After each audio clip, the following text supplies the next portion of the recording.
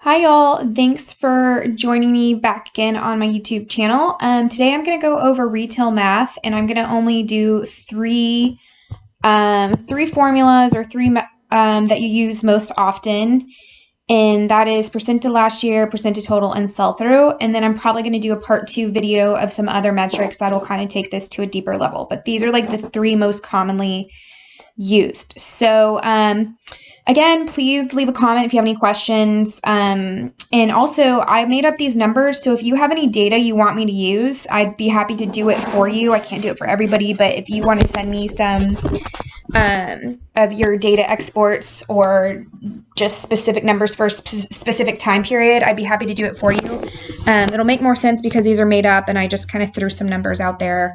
And they would definitely vary by month, kind of what you would see. So thanks again. Be sure to hit like if this helps you and subscribe to my channel for more videos so you know when they get uploaded. And here we go.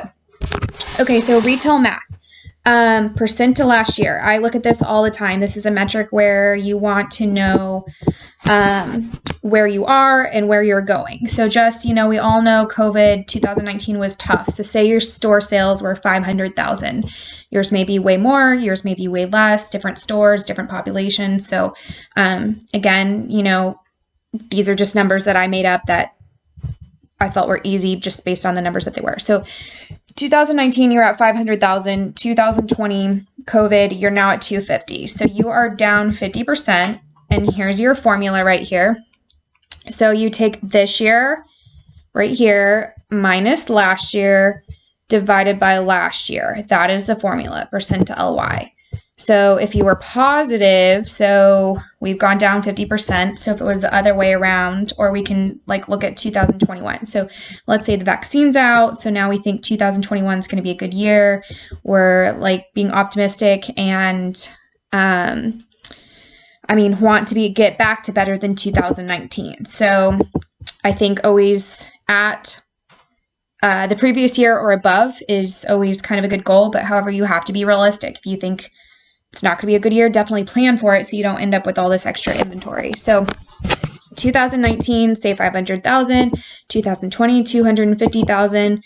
Let's plan it back to 2021 to be back at 510, or maybe it's more like 450 because we're already a couple months in. So, so I have this up 80% to 2020. And we could, let's copy this, take it back to, if we want to see how far we were to 2019, just going to retype this. Okay, so this year minus, we're going to do to 2019. So we're still, if we plan our 2021 for 450, we're still down 10%, but that's much better than 50. So that's a formula that you use all the time. This year minus last year.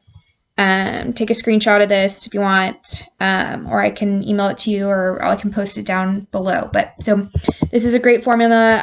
You can use it month to month. You can use it annually. Again, I'll probably take this into a more depth thing. And as I get questions, I'm happy to kind of post quick, short videos on it. So just try to think of a high level thing. So again, you can do it monthly. You could do it seasonally. You could do it, this is just by year.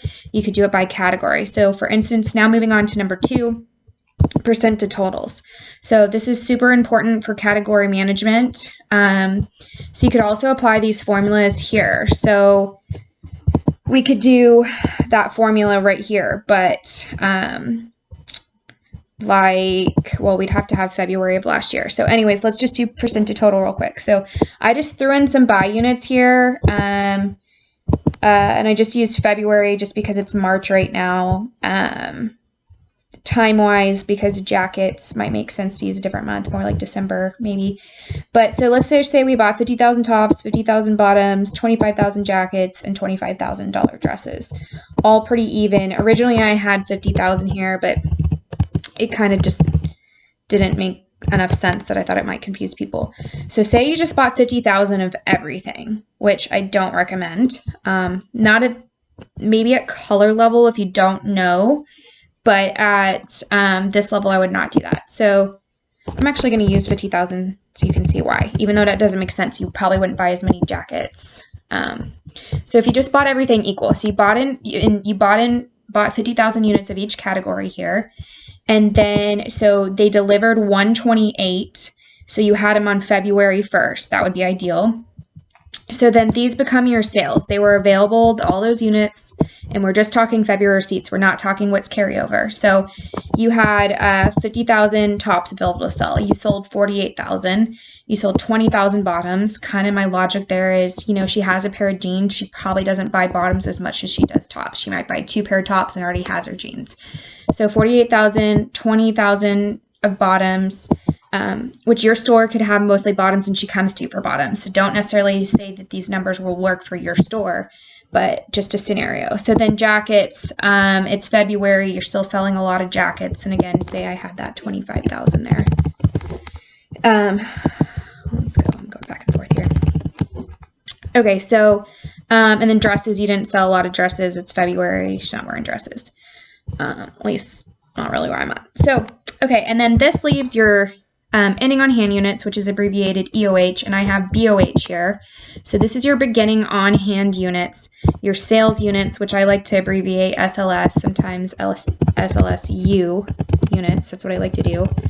And this is also important to note that these are all units right here, because you can do this as dollars, but different things are going to have different price points. So that's probably going to be another video. And hit a comment if you want that, so I know to make it, because if somebody requests it, I'll do it. But sometimes I just don't feel like doing it. Anyways, so, okay, this is your ending on hand. So you bought 50,000, you sold 48, you have 2,000 on hand now. And this is what you have available from March. This would be your carryover units. And then, of course, you're going to have your, like you have here, your February receipts. You're going to have your March receipts. And you can abbreviate this too.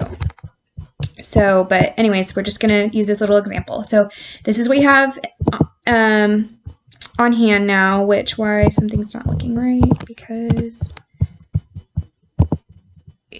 oh wait, no, that is right. Okay. Okay, so bought in total 200,000 units. We sold 98. We're left with 101. So now I have a formula in here. This is where the percent to total comes in. So this is a formula. It's taking my tops, 48,000 of the sales units divided by my total units. So that gives me a percent to total. So how we sold it, tops were 49% of the sales in February. And then this is taking my bottoms divided by my total here. So bottoms were 20% of the sales, and jackets were 25% of the sales, and dresses were 6% of the sales, and this equals 100. So always important to make sure it equals 100. So then your buy units are this column, and it's kind of backwards here. I have the buy units first and then the sales and buy, because it's just the way I like to look at it. So your buy units are all going to be equal here because you bought it all the same. So if you bought everything at 25%, 100%. Okay, now here's why this formula is really good to look at, because you can kind of judge this on your floor if you have one store. If you have more stores, it's a little more difficult to look at, and it's really good to look at it by total. So okay, so your tops were 49% of the sales and 25% of the inventory. So you way outsold your inventory. So next year, I would say you should maybe consider buying 49% or more tops. And this is all dependent on sell-through. So let me show you a couple examples here. So these are all 25%. Your bottoms undersold their inventory. They were 20% on 25. So I'm going to say you need definitely less than 25% next year. You need 20% or less. And then your jackets were spot on. So you did a good job there. 25% of the sales on 25% of the buy. And then your dresses were 6% on 25% of the inventory. So you could have taken that difference there, 25 minus 16, and put some of that. Looks like you need more tops. So that's why that's super important. And then you can also, like, say 200,000. So say you want the same amount for March, which I wouldn't do that because March is going to sell very differently. Like your jackets might be like 1%. So I would apply this to next February. So say next February you want to buy 200,000 units again.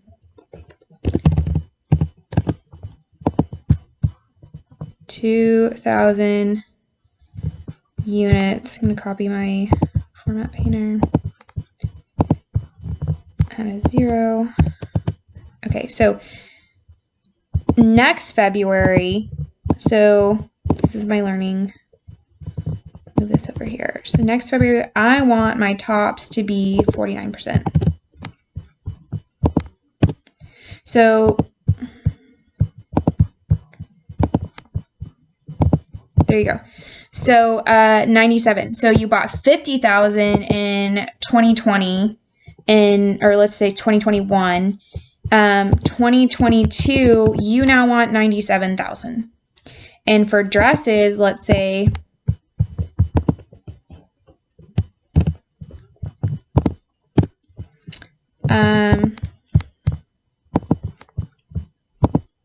just need to like copy this all the way down.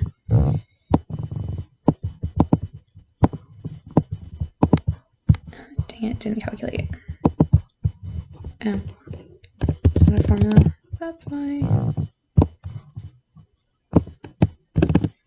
Make sure I included everything. Yes. Okay. So for dresses, I only want to buy 12,000 now. I bought 50,000 and now I only want them to be 6% next February. So this is why this is pre-planning. You can do it almost after the month ends, and that's the best time I would take those notes, recap it, take those notes. So 12,000 units. And look at the variance of that. Think about if we were looking at the dollar, the retail value and cost dollars here, how much money that would have saved you. You could have made more money here, and then you could have saved yourself some money here.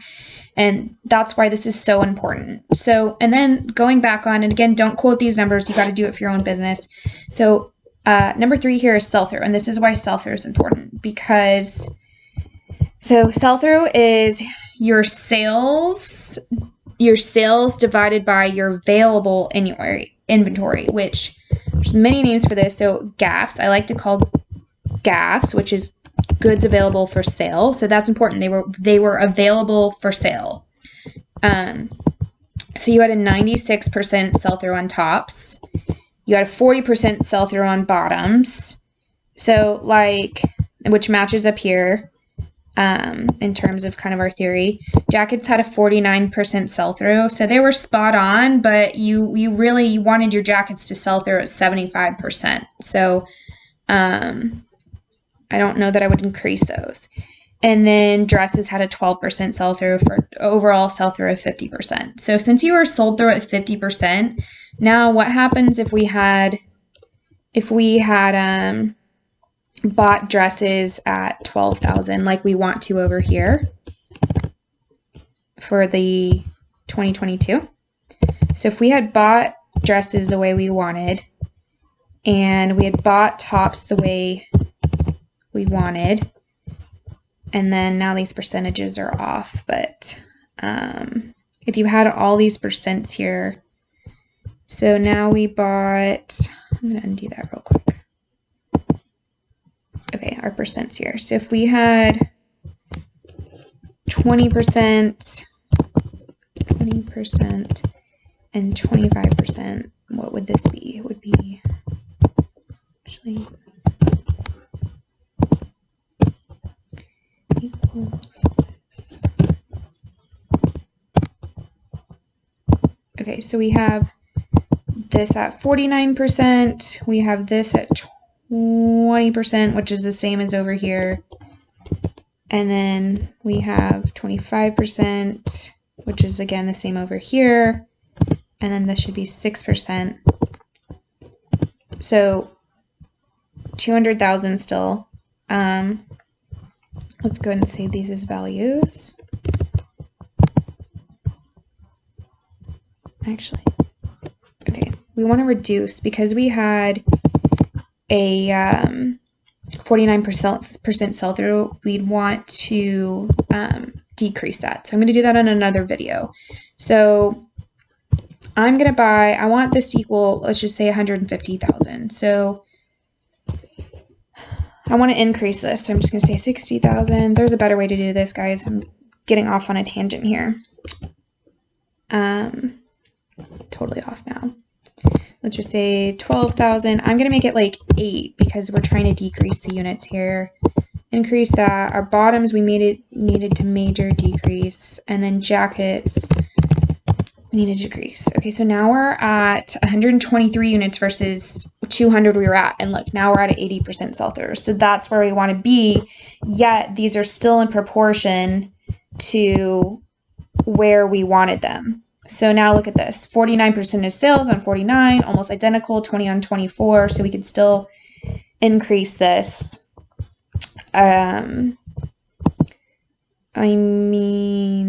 Decrease it a little bit. So if we did 25, almost spot on, 25% of the sales on 21, so we could actually increase this a little bit to do 28. 88% sell-through, that's a good sell-through. So this is how you get it. You can kind of come in, plan, and project. So now you have a good plan. So that's the importance of sell-through and percent to total, and then dollars. So, and then also you want to make sure that these units put you to where you were so you can hit your plan. So I'm going to do another video on this probably, but definitely put questions on there if you want me to elaborate on something specific, and I will be happy to do it. Thank you guys. And yeah, leave a comment, hit like, and subscribe. Thank you.